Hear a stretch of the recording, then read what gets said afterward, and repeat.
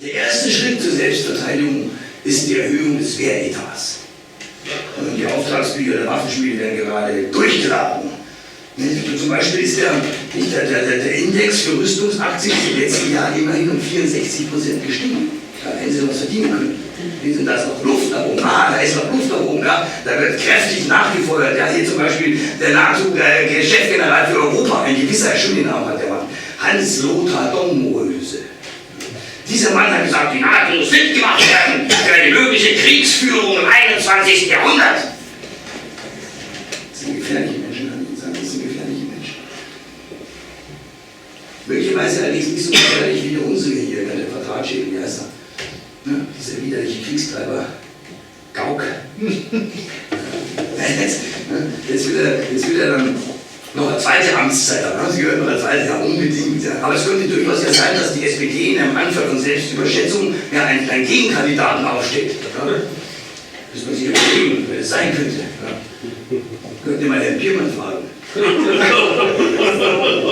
Derzeit. Ja, das sind gefährlich. Das sind gefährlich. Ganz gefährlich sind sie, wenn sie im Chor auftreten. Ja. So ein Kriegschor, wenn sie dann auftreten. Ja, da wird es ungemütlich. Ungemütlich wird es übrigens auch dann, wenn bei Ihnen zu Hause im Fernseher zwischen Promi News, Quatsch Comedy Club, Werbeunterbrechung und übrigens auch Sheldon, wenn da plötzlich die Seriosität ins Bild kommt. Also eine Respektsperson, so ein Wissender, also ein Expertenjournalist. Ja. Irgend so ein widerlicher, gekaufter Journalist, verstehen Sie, der Sie vorbereiten soll auf den Ernstfall, nicht auf den V-Fall, wie es schön heißt. Häppchen für Häppchen für Häppchen. Und wenn der fertig ist, dann kommt gleich der nächste um die Ecke. Dann irgend so eine zu Fleisch geworfene Regierungssprecher Niedertracht wie der Seibert. Oder ganz gut war der andere, der NATO-Generalsekretär, Ex-Generalsekretär, muss man sagen, ist abgetreten, ist neu gekommen, macht die Sache nicht besser. Ja? Wie hieß der Mann? Anders hieß der.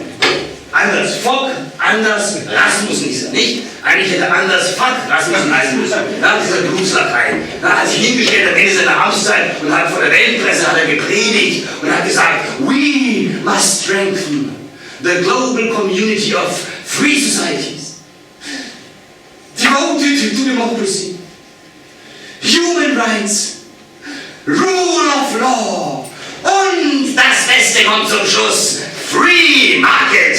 Darum geht es schließlich. Free Market, das ist der Punkt. Aber am Krieg ist ja nicht jemand schuld. Nein. Entschuldigung. Aber am Krieg ist nie irgendjemand schuld. Aber der Krieg trägt die Schuld. Du kannst zum Schluss kommen, der Präsident. Ne? Das ist wurscht, welcher übrigens. Irgendein Präsident. Und der stellt sich vor die Kamera, macht eine betroffene Miene zum bösen Spiel. Mit der sonoren Stimme des Verrats sagt er dann: Liebe Mitbürger und Mitbürgerinnen, die Lage ist ernst. Noch nie war die Lage so ernst wie heute. Aber gemeinsam werden wir es schaffen. Als Gemeinschaft, bin ich überzeugt, werden wir es schaffen. Und für Sie, liebe Mitbürgerinnen und Mitbürger, gilt: Ruhe bewahren ist die erste Bürgerspflicht. Das hätten die gern, ne? Ruhe bewahren. Ich kann Ihnen sagen, glauben Sie das nicht. Glauben Sie das bitte nicht. Das ist eine Lüge. Das ist die erste in einer Reihe von Lügen, die in Ihren Untergang führt.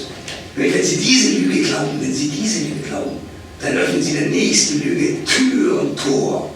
Und das ist die schlimmste Lüge, ist die gefährlichste Lüge von allen. Das ist das Vaterland, der Patriotismus. Heutzutage sagt man eher Wertegemeinschaft. Man kann hier selber aufpassen, verstehen Sie? Weil von der sogenannten Wertegemeinschaft bis zum sogenannten völkischen Gewissen ist aber nicht mehr weit.